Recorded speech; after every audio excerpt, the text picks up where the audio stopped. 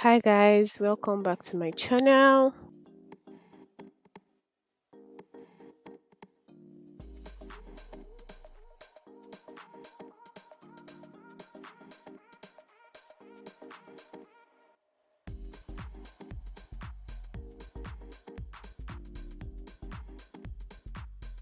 Hi guys, welcome back to my YouTube channel. You're welcome to Bits and Breach.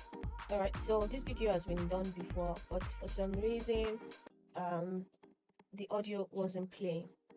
Okay, so today we're going to be talking about Hyper-V in Windows. So Hyper-V is the type of virtualization, unlike the Oracle and all external virtualization software. Hyper-V comes with your Windows device. So if you're using Windows 11 Pro or Windows 10, it's going to work. You can have access to this without installing Oracle or without purchasing an external virtualization. So I'm going to be showing us how to use Hyper-V on our device or how to enable this on our device. Currently, the first thing you want to do is check if you are using the correct Windows. Remember, I said it would not work on any Windows Home device. So you could upgrade your Windows Home or purchase a license for the Windows Pro license, and you are there. You get the product key to activate your Windows account. Anyways, I'm just going to go directly into it. So I'm gonna right click on the start button. Right click on the start button, or you can just search. Right click isn't working, so okay, so this is settings. You can right click and I will just go to settings right here. So the first thing I want to do is check if I am on the Windows group.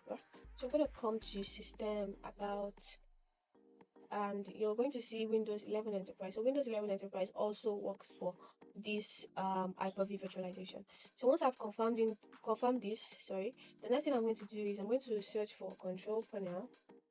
I'm going to go to the control panel and I'll go to programs and features right here. And once I come to programs and features, you see by the left it says turn Windows features on or off.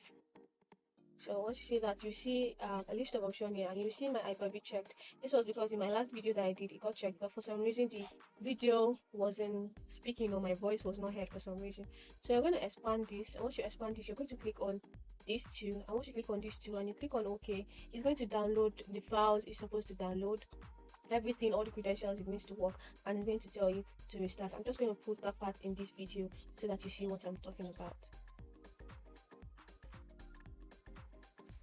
Okay, so you click on the turn Windows features on or off from the control panel.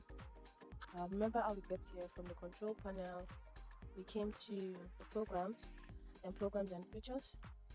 Then you see at the left pane you see turn Windows feature on and off. Then you see Hyper-V in the list option. You can expand it, and we're just going to check the Hyper-V. So note that you see the Hyper-V management too. This includes GUI and command line tools for managing Hyper-V. You see the Hyper-V platform rather. This provides the service that you can use. I'm just going to over that. Used to create and manage virtual machines and their resources. Right. So the next thing we're going to do is just to click OK since I've checked it. So I'm going to go ahead and click OK.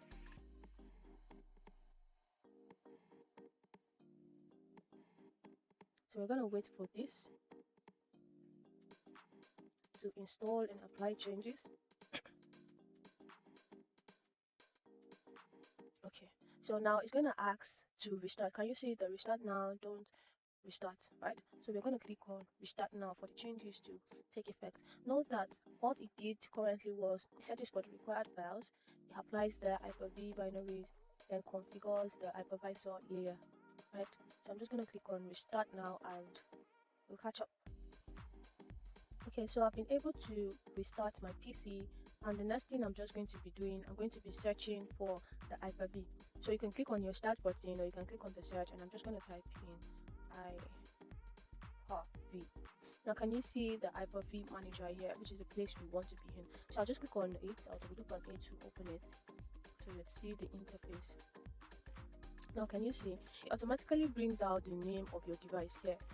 this is the Hyper-V manager. This is how it looks like, but it automatically bring out the name of your device. So if you want to create a new machine, you can just click on this new, click on the virtual machine, and go ahead and click it. Can you see, before you begin, specify name and location, specify generation, assign memory, configure networking, connect virtual hard disks. So I would recommend this basically because it's free.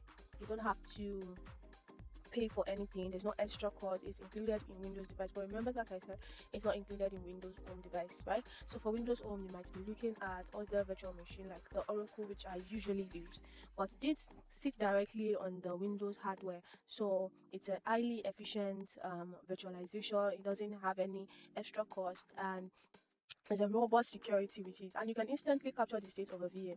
So this is actually recommended if you are using your Windows device. So guys, I hope I'm able to maybe convince but not confuse you to use this, but I hope I've been able to make a little bit of impact and tell you how to easily enable Hyper-V on your Windows device. Note Windows 11, Windows 10 Pro, Enterprise, but it doesn't work on the Windows Home.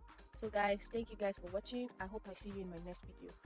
Bye guys, don't forget to subscribe, turn on the post notification, share to your friends if you found this video useful, and you might as well make a comment for me. Thank you very much guys. Bye.